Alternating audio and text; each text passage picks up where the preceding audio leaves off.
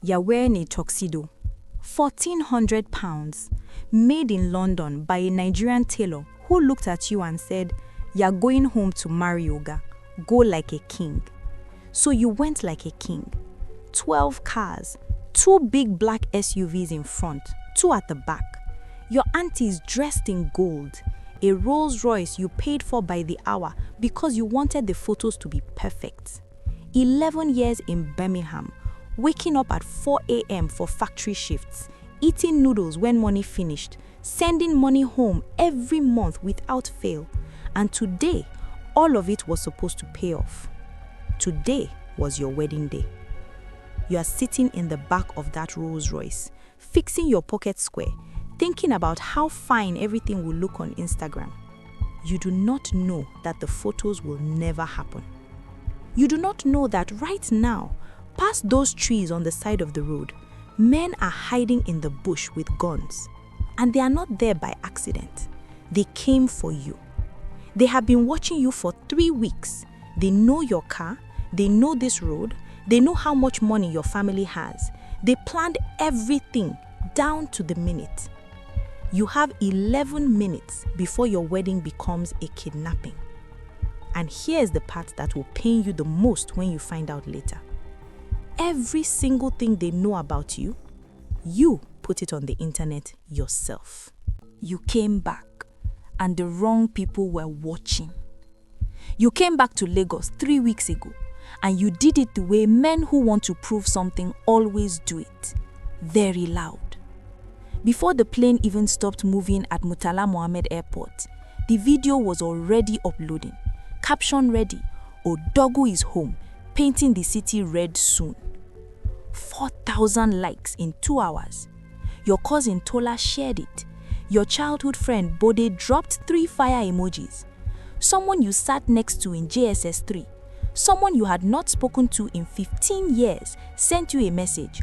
Oga, na you be this. You don't pack am for UK, finish. You smiled at every notification. You did not notice the accounts that never commented, the ones that just watched, quietly, carefully, the ones that were taking notes. Your name is Uche. You grew up in Lagos. Your father drove a Danfo bus for 19 years. Your mother woke up before sunrise every morning to sell moi moi and akara outside a primary school on a Paja road. At 23 years old, you left Nigeria with a student visa, 50,000 naira you borrowed from your uncle, and a cousin's address in Handsworth, Birmingham. You worked night shifts and attended lectures in the morning. You ate cheap food and sent money home every month. On New Year's Eve in 2014, you sat alone in a small rented room with £23 in your account and cried. Not because you are sad, but because you are tired and far from home and not sure anymore if the sacrifice was worth it. You made it anyway. And that is the thing you needed Lagos to see.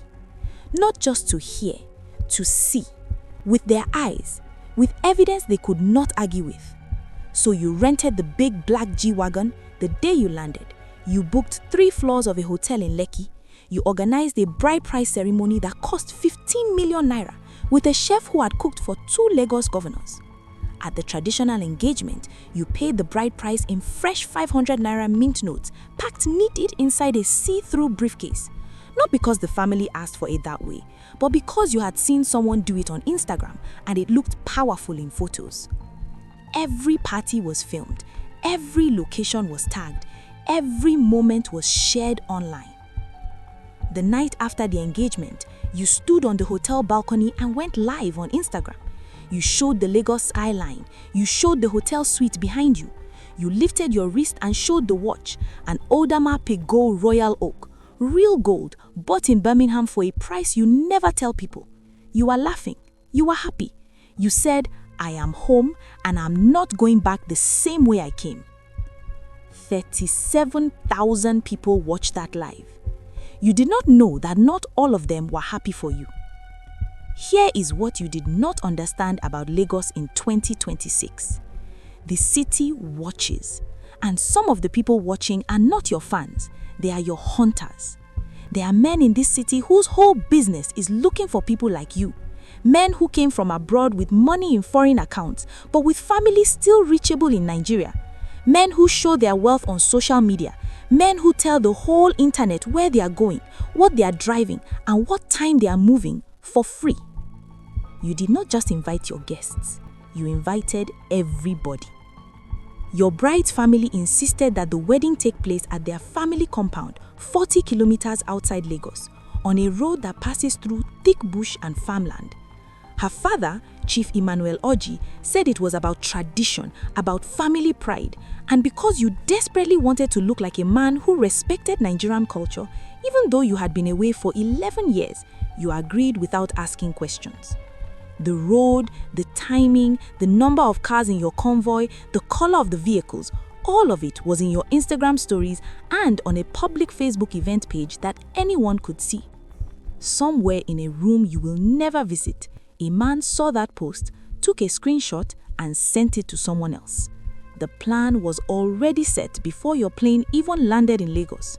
You just did not know. You were the product they were selling. On the morning of the wedding, your best man, Chidi, pulls you to one side and lowers his voice. One of the drivers did not show up. The agency sent a different man. You should probably meet him before we leave. You wave him off. Tell him I will see him when we arrive. We're running late. You never meet the driver. That driver did not come from any agency.